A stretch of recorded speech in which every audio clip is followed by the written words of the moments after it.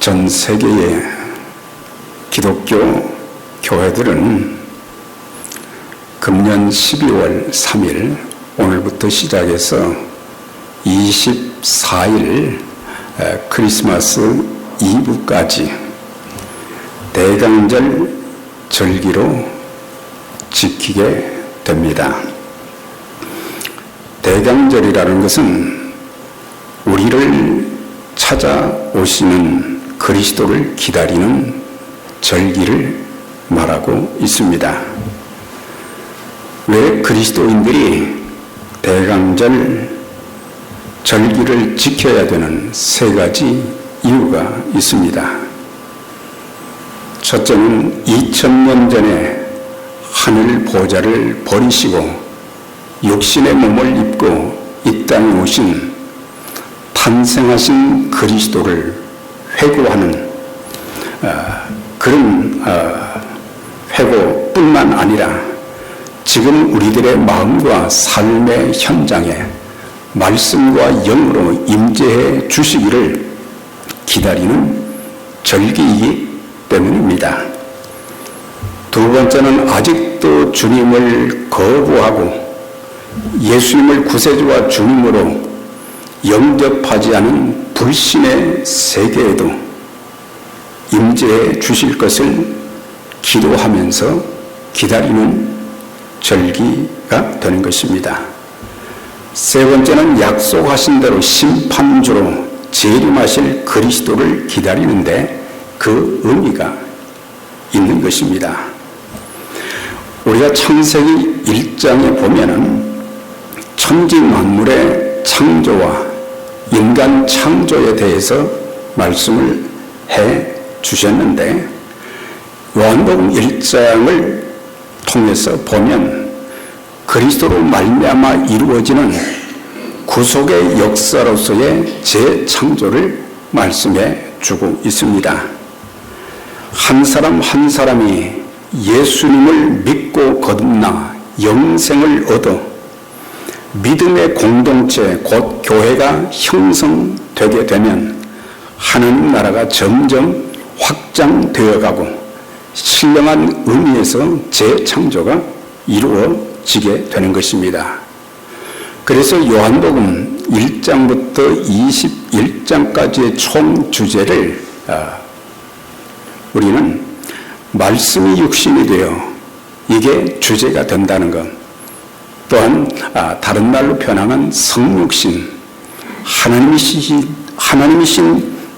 분이 인간의 몸을 입고 이 땅에 오신 것, 그것을 성육신이라고 말하고 있습니다.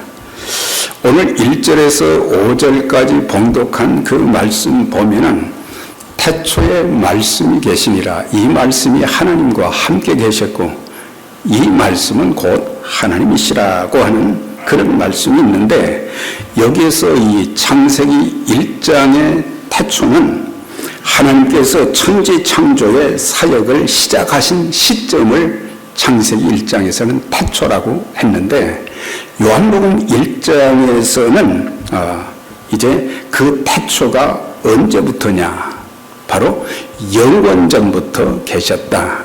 그래서 말씀이 영원전부터 계신, 곧 만물이 있기 전에 말씀이 이미 계셨다고 그렇게 이제 말씀하시는 것을 보게 돼요. 공동번역에 있는 말씀을 보니까 천지가 창조되기 전부터 말씀이 계셨다 그랬어요. 그러니까는 창세기의 이 태초와 요한복음의 태초와는 이런 약간의 차이가 있는 것을 볼 수가 있어요. 자, 그러면서 말씀이 계시니라, 태초에 말씀이 계셨다.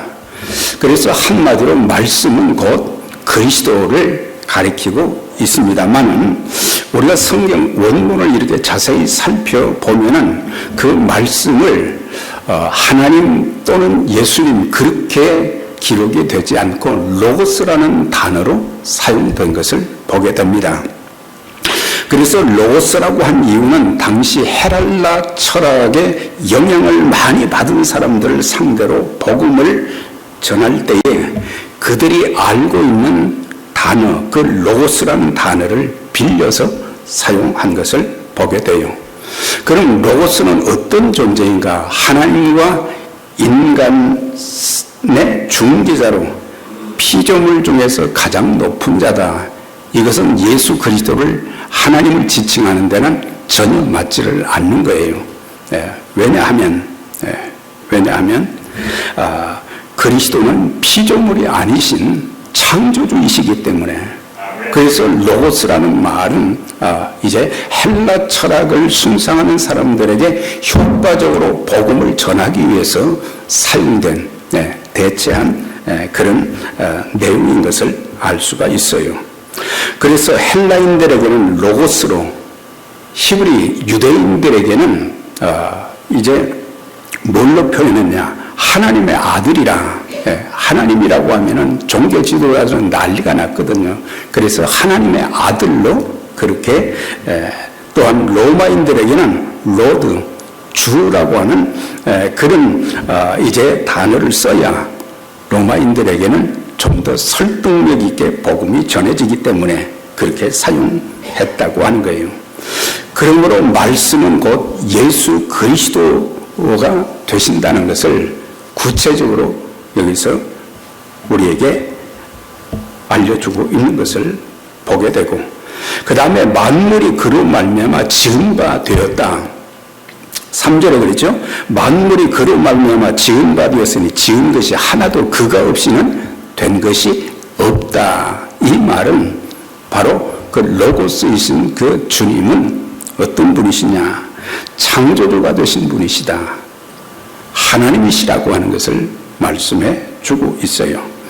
그리고 그 안에 생명이 있었다.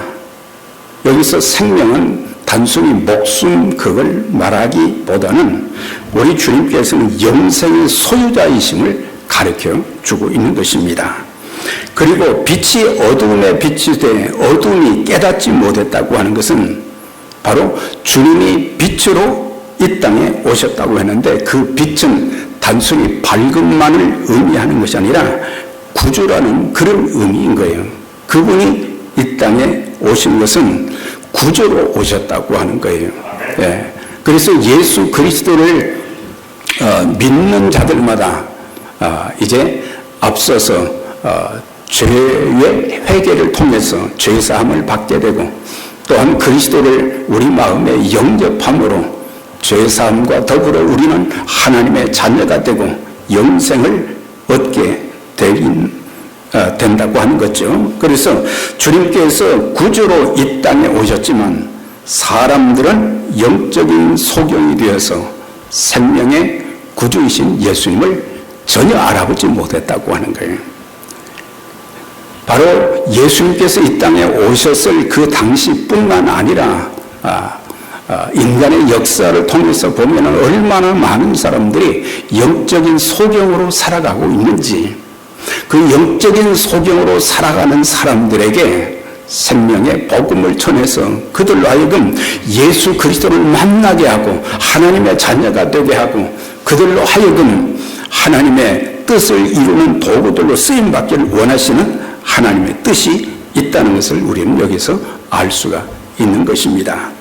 자, 그러면서 이제 앞부분에서는 예수 그리스도가 어떤 분이신가를 좀 구체적으로 밝혀주시면서 이제 1장 14절에 보면 말씀이 육신이 되어 우리 가운데 거하심에 우리가 그 영광을 보니 아버지의 독생자의 영광이요 은혜와 진리가 충만하더라. 그렇게 또 말씀을 하셨어요.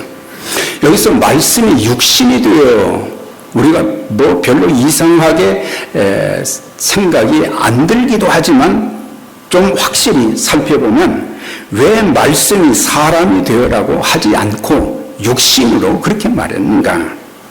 그것은 예수님의 완전한 인간 되심을 더 강조하기 위해서 인간이라는 표현을 쓰지 않고 육체, 플래시라고 하는 그런 단어를 사용한 것을 보게 돼요. 그래서 말씀이 육신이 되었다. 하나님이 인간의 육신의 몸을 입고 오셨다는 것은 그리스도가 신성을 가지신 분인 동시에 그분은 인성을 가지신 분이다. 그것을 더 강조하고 있기에 말씀이 육신이 되었다. 그렇게 표현하면서 우리 가운데 그분이 이제 말씀이 육신이 되어 우리 가운데 거하심에 우리 가운데 거하시게 되었다. 여기서 거한다는 말은 천막을 친다는 그런 의미입니다. 하나님께서 하늘 보좌를 버리시고 인간의 몸을 입으시고 세상에 오셔서 죄인된 우리, 지옥 형벌의 선고를 받은 우리들을 찾아오셨다고 하는 거예요. 네. 하나님의 사랑의 극치를 이 내용을 통해서 알 수 있게 된다는 거예요. 네.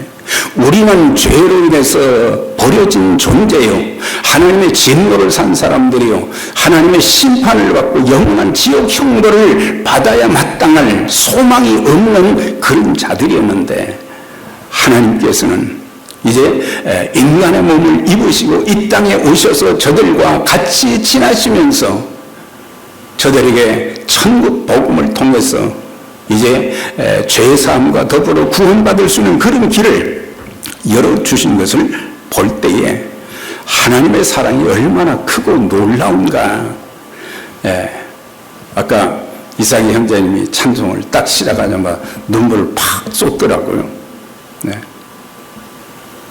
그게 울고 싶어서 드는 건 아니잖아요. 네. 오늘 저와 여러분들이 신앙생활 하면서도 그런 성령의 감동함이 있게 되시길 바랍니다.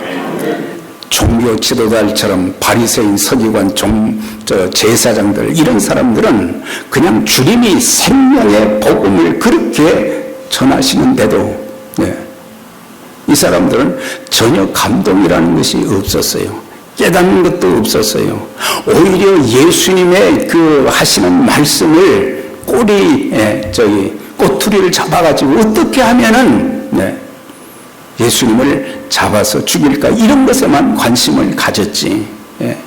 그래서 우리의 모든 예배를 통해서 우리가 하나님께 예배 드릴 수 있다는 그 자체도 엄청난 축복이요, 또한 우리가 하나님을 찬양할 수 있는 것도 아무나 하는 게 아니잖아요. 우리가 하나님께 기도할 수 있는 그런 특권도 이게 얼마나 놀라운 거예요.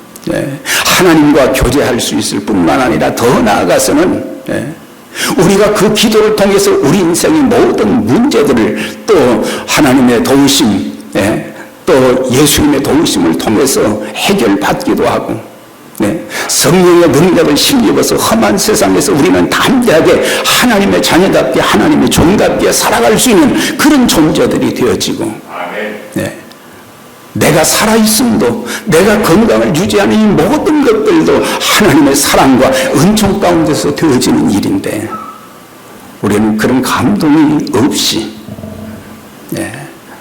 참 신앙생활 할 때가 적지 않다고 하는 거예요. 그러면서 아버지의 독생자의 영광의 은혜와 진리가 충만하더라. 사도 요한이 예수님을 보면서 뭘 알게 되었냐? 그분은 하나님이시라는 것을 분명히 깨닫게 된 거예요. 아버지의 독생자의 영광의 은혜와 진리가 충만하더라. 이것은 곧 하나님의 성품이 그분에게 있다는 건 영원성, 인격성, 신성, 은혜와 진리, 이런 것들이 그리스도에게 충만히 거하시는 그것을 보게 된 거예요. 저와 여러분들, 우리의 눈이 참 세상의 어떤 사람이나 사물만 보는 것이 아니라 하나님의 성령님을 통해서 영적인 세계를 바라보고 하나님을 바라볼 수 있는 그런 믿음의 눈이 열려지기를 바라는 것입니다. 우리는 너무 소경들이 될 때가 많은 거예요. 보면서 감동하고 감격하고 기뻐하고 그래야 되는데 보지 못하기 때문에 그저 답답한 것밖에 없어요. 단순히 사물과 사람을 보지 못하는 그것도 있지만 하나님께서 행하시는 하나님 그분, 그리고 그분이 행하시는 놀라운 일들을 볼 수 있는 영적인 눈을 가지지 못했기 때문에 우리는 답답할 때가 너무 많은 거예요. 절망할 때가 너무 많은 거예요. 그래서 말씀이 육신이 되어 우리 가운데 그분은 우리 보고 올라오라고 하신 것이 아니라 그분이 친히 하늘 보좌를 버리시고 이 땅에 오셨고 우리와 함께 거하셨다고 하는 것. 네. 그래서 그분이 임마누엘로 보라 처녀가 잉태하여 아들을 낳을 것이요 그 이름을 임마누엘이라 하리라. 예, 그분이 우리와 함께 하시기 위해서 오셨다고 하는 것. 이게 얼마나 엄청난 그런 축복인 것입니다. 자, 그러면 이제 그리스도께서 이 땅에 인간의 몸을 입고 오신다는 구약의 예언과 그 성취 그리고 구체적인 이유들을 살펴볼 필요가 있는데 그리스도께서 왜 말씀이 육신이 되어 성육신하신 이유가 무엇인가? 네. 우리가 창세기 1장 27절로 돌아가 보면 하나님께서 인간을 창조하실 때 이렇게 말씀하셨어요. 하나님이 자기 형상 곧 하나님의 형상으로 사람을 지으시되 남자와 여자를 지으셨다. 그 말씀이 나옵니다. 형상이라고 하는 하나님의 형상을 이것은 하나님이 우리와 같이 이렇게 사람의 모양 그것을 말하는 게 아니에요. 그것은 하나님의 성품을 닮은 존재로 우리를 지으셨다고 하는 거예요. 네. 그래서 우리에게 하나님의 형상대로 지음받았다는 것은 하나님의 가지신 그 속성들, 그 성품을 가진 존재로 하나님을 닮은 존재로 이렇게 만드셨다고 하는 것을 우리가 이제 알아야 되는데 그 하나님의 형상을 우리는 한 5가지로 표현할 수가 있어요. 네. 하나는 이성, 그 다음은 영성, 그 다음은 도덕성, 그 다음은 자율성, 그 다음은 인격성. 이것이 하나님의 성품이신데 우리 인간들에게 하나님의 그 성품을 닮은 존재로 이렇게 지으셨고 또 하나님의 성품을 닮은 존재들로 살아가기를 원하셨던 거예요. 그런데 이 모든 것들 그러니까 이성은 뭘 가리키느냐? 생각하고 판단하는 능력을 주셨다는 거죠. 그 다음에 영성이라는 것은 인간을 영적인 존재로 지으셨기 때문에 영적인 것을 사모하고 영혼을 사모하는 그런 마음을 주셨다는 거예요. 전도서 3장 11절에 보면은 하나님께서 인간들에게 영혼을 사모하는 마음을 주셨다 그랬어요. 그래서 우리가 하나님을 찾는 거예요. 네. 죄를 짓고 있을 때는 그것을 몰랐지만 우리의 삶이 때로는 험악하고 절망적인 그런 상황이 될 때 그들은 하나님을 찾기 시작하는 것입니다. 네. 그래서 영혼을 사모하는 마음 주셨고 그 다음에 도덕성이라고 하는 것은 선과 악을 구별할 수 있게 해주셨다고 하는 거예요. 그리고 넷째는 자율성이죠. 자유의지라고도 말하는데 이건 스스로 생각하고 선택하고 결정할 수 있는 능력을 주셨다고 하는 것. 그 다음에 인격성을 주셨다는 것은 하나님과의 관계, 사람들과의 그런 관계를 맺을 수 있으며 사귈 수 있는 존재로 그렇게 만드셨다고 하는 거예요. 이것이 하나님의 형상대로 지으셨다고 하는 것인데 첫사람 아담이 하나님을 닮은 존재로 살아야 했지만은 그렇지 못한 거예요. 사단의 미혹을 받아서 말씀에 불순종함으로 죄가 세상에 들어오게 되었고 하나님의 진노와 심판을 받아 영원한 지옥 형벌을 받게 되었다고 하는 거예요. 네. 그래서 우리가 이제 살면서 신앙생활하면서 하나님의 형상을 회복하는 그런 그 존재로서 이 땅에 사는 것이 하나님의 뜻을 따라 사는 성도들의 그 본분이 되어야 한다는 것을 가르쳐 주고 있어요. 로마서 5장 12절의 말씀입니다. 한 사람으로 말미암아 죄가 세상에 들어오고 죄로 말미암아 사망이 들어왔나니 이와 같이 모든 사람이 죄를 지었으므로 사망이 모든 사람에게 임하였느니라 그랬어요. 여기 보면은 한 사람 아담으로 인해서 죄가 세상에 들어왔고 그 죄는 모든 사람들에게 전가가 되었고 그 죄로 인해서 심판과 그 다음에 죽음이 있게 된다. 죄의 싹은 사망이라고 그랬는데 로마서 5장에서도 사망은 그냥 단순한 육체적인 죽음이라기보다는 지옥 형벌을 말하고 있어요. 죄의 싹은 사망이라는 것은 죄의 결과는 지옥 형벌이라고 하는 것을 가르쳐주고 있어요.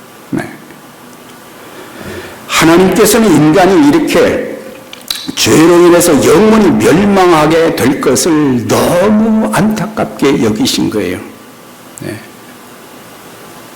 그래서 요한복음 3장 16절은 하나님이 세상을 이처럼 사랑하사 독생자를 주셨으니 이는 저를 믿는 자마다 멸망치 않고 영생을 얻게 하려 하심이니라. 멸망치 않도록 하기 위해서는 스스로 이 사람들이 하나님의 형상을 회복할 수 있는 것을 볼 수가 없기 때문에 하나님께서는 이제 친히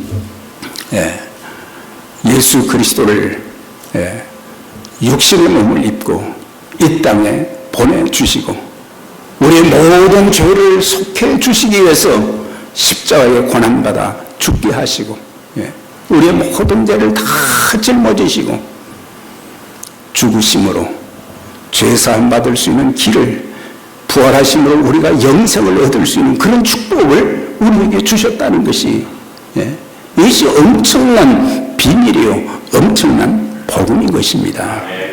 다른 종교에서 이런 것들을 찾아볼 수가 없는 거죠.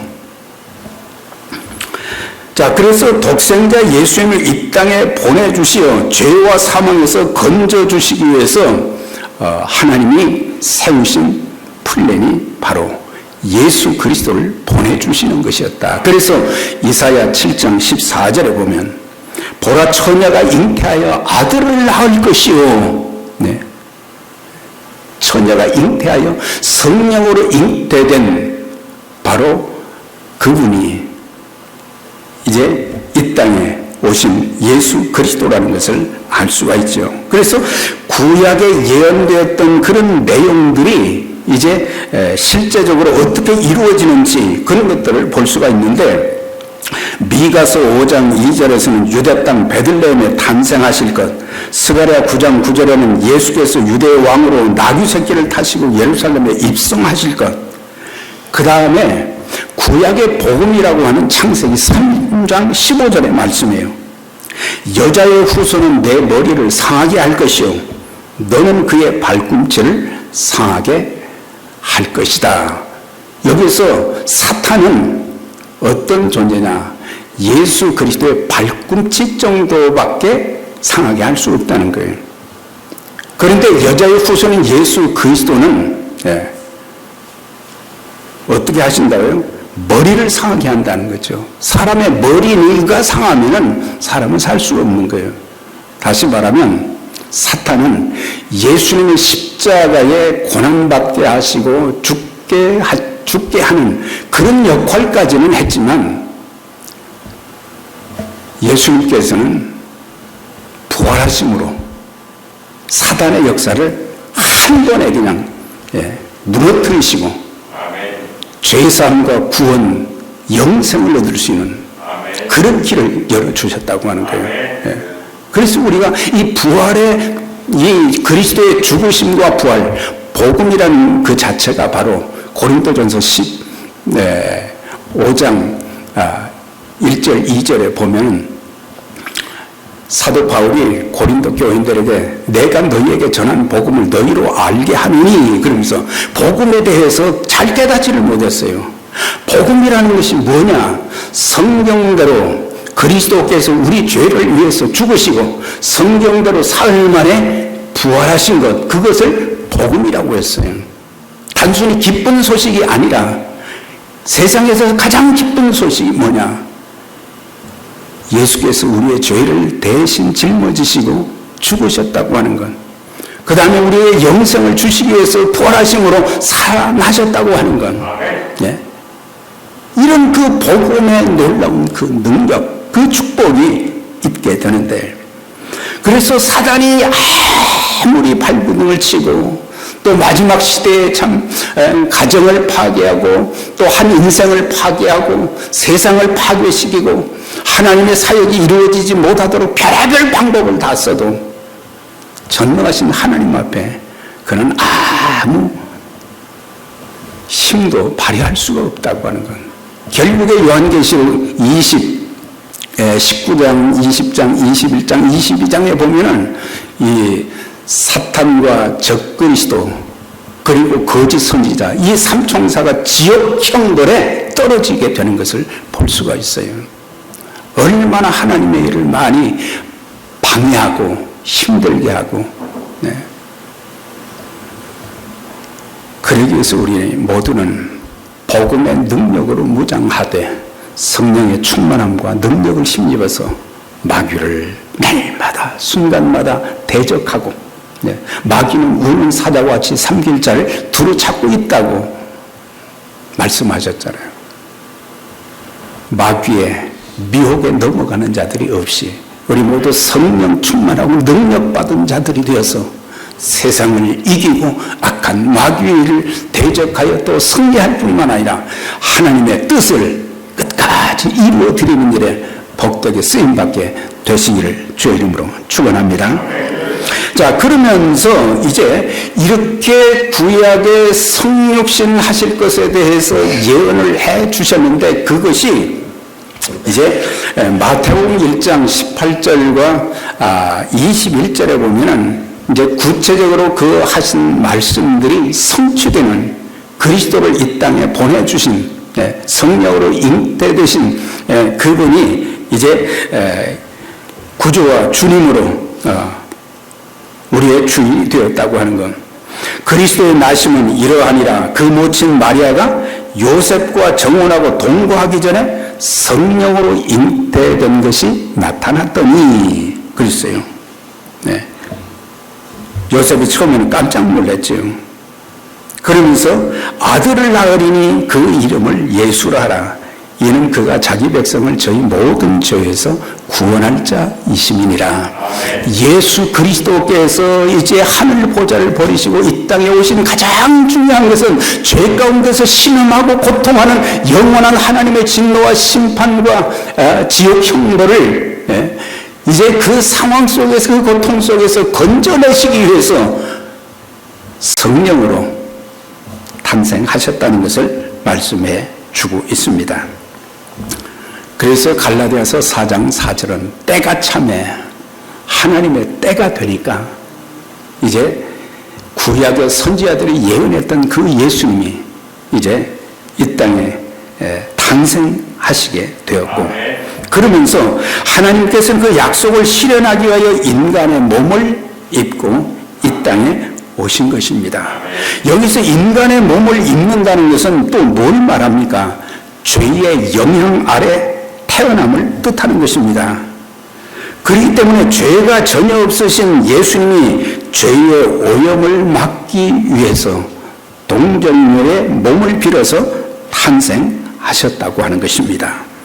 예수님께서는 마리아를 통해 인간의 몸을 입음으로 참 사람이 되셨지만 그분은 참 하나님이십니다. 자, 그러면 주님과 우리와의 다른 것이 무엇입니까? 주님이 인간의 몸을 입으셨으니 우리와 다른 것은 죄가 없으시다고 하는 거예요. 우리는 죄투성이에요. 죄투성이. 그런데 예수님은 한 점도 죄가 없으시다. 히브리서 4장 15절에 우리에게 있는 대제사장은 우리의 연약함을 동정하지 아니하는 자가 아니요 모든 일에 우리와 마찬가지로 시험을 받은 자로 돼 죄는 없으시니라 그랬어요. 죄 없으시다 그랬어요. 이렇게 하나님은 인간의 몸을 입고 오셨지만 죄인이 아닌 죄인의 모양으로 오셨습니다. 인간은 스스로 인간의 몸을 입고 오신 이 주님을 영접하지 않고 거부했습니다. 요한복음 1장 11절에 보면 자기 땅에 오매 자기 백성들이 영접하지 아니하더라 그랬어요. 헤롯 왕이 그랬죠. 또한 서기관 제사장들, 이 사람들 성경에 능통한 사람들이잖아요. 예. 예수님이 어디서 탄생하실 것인가? 그때 유대 땅 베들레헴입니다.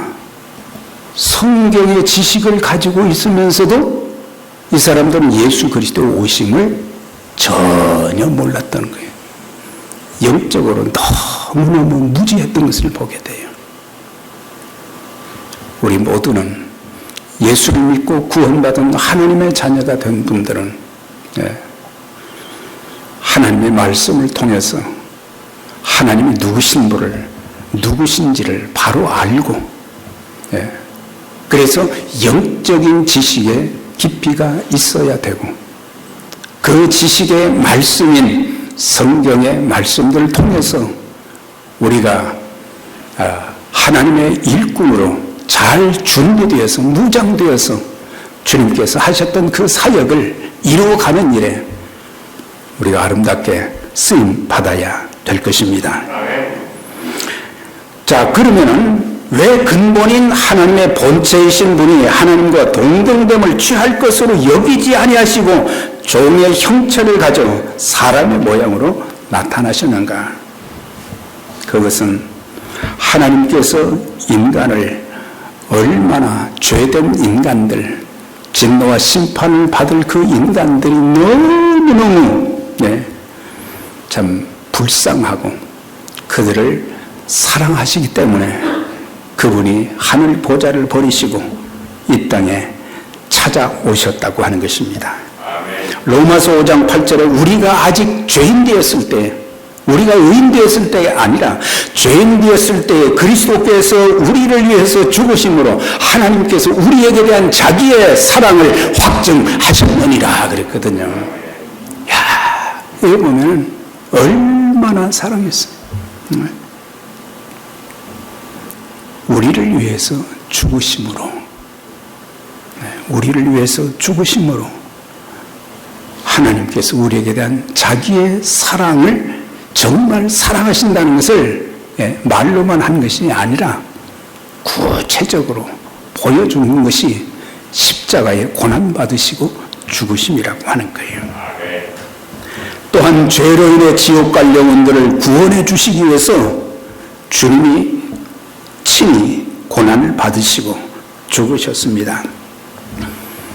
이사야 53장 5절에 보면 그가 찔림은 우리의 허물을 인하며 그가 상함은 우리의 죄악을 인함이라. 그가 징계를 받음으로 우리가 평화를 누리고 그가 채찍에 맞음으로 우리가 나음을 입었도다 그랬어요.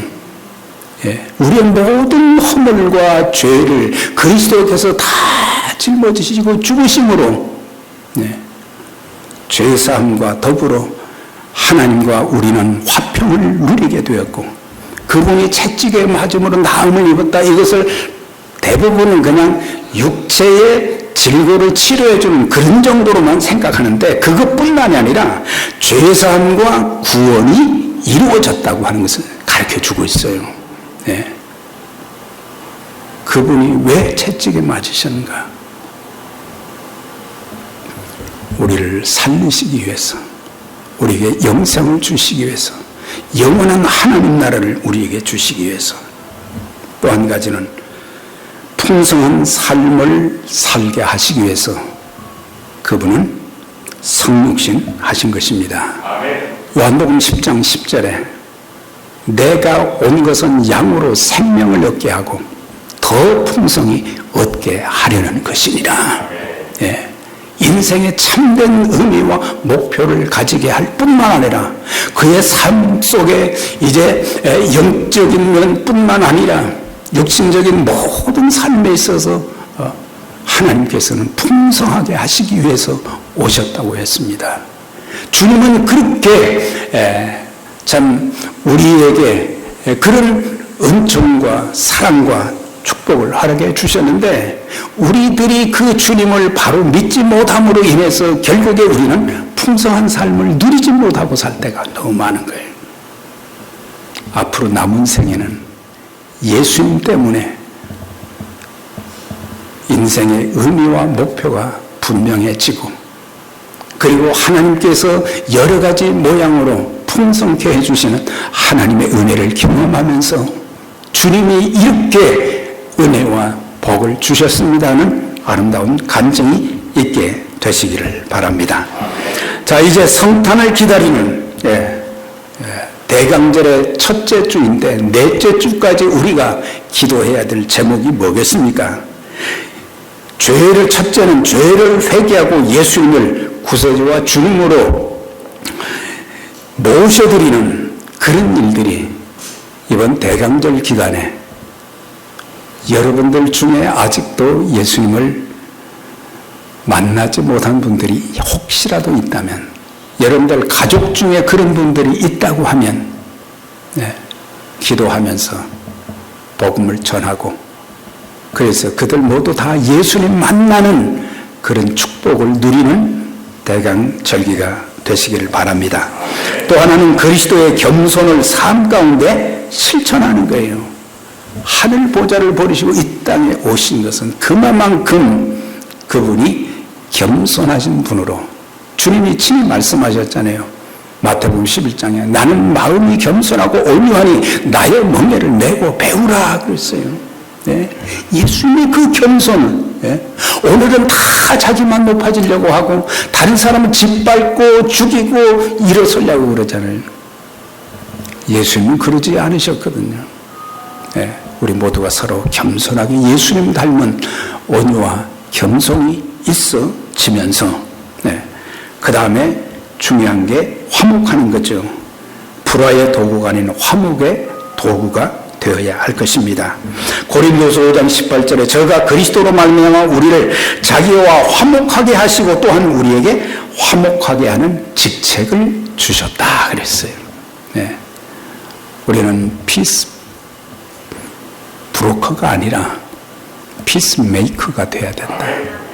가정에서도 화목한 가정, 어떻게 하면 가정이 화목할 수 있을까? 어떻게 하면 교회가 더 화목해질 수 있을까? 어떻게 하면 이 아름다운 기독교 공동체들이 더 화목해서 연합이 되어서 하나님의 뜻을 이루는 일에 쓰임받을까? 이런 것들을 생각하면서 근본 대강절기가 참 하나님께서 우리에게 참 감격의 은혜와 또 은총을 베푸시는 복된 역사가 여러분 모두에게, 우리 교회에게 있게 되시기를 주의 이름으로 축원합니다. 전능하신 하나님, 오늘 우리에게 주신 말씀들을 기억하면서 하나님을 닮은 존재로 저희들이 살아가야 되겠지만 사단의 미혹을 통해서 범죄하게 되었고, 그 범죄한 결과는 하나님의 진노와 심판, 지옥 형벌이었는데 참 그런 모습을 참 보신 하나님께서 안타까이 여기셔서 독생자 예수 그리스도를 보내주심으로 인해서 우리를 죄와 사망에서 건지시고, 그리고 하나님의 자녀답게 살 수 있는 놀라운 하나님의 축복을 주신 아버지, 이제 우리가 이 대강절기를 통해서 모든 사람들이 다 예수를 영접하는 역사가 있게 하시고, 또한 구원받은 모든 그리스도인들이 정말 교만한 자들이 아니라 겸손한 자들이 되어져서 인자의 온 것은 섬김을 받으려 함이라 도리어 섬기라고 자기 목숨을 많은 사람의 대속물로 주려 함이라고 하신 것처럼 그런 삶을 살게 하시고, 또한 이 땅에서 풍성한 삶을 살면서 하나님의 뜻을 이루는, 하나님의 영광스러운 화목의 공동체로 세워지는 그 일에 복되게 쓰임받는 에베네셀 선교교회 모든 가족들 다 되게 해 주시옵소서. 예수님의 이름으로 축복하며 기도드려나이다. 아멘.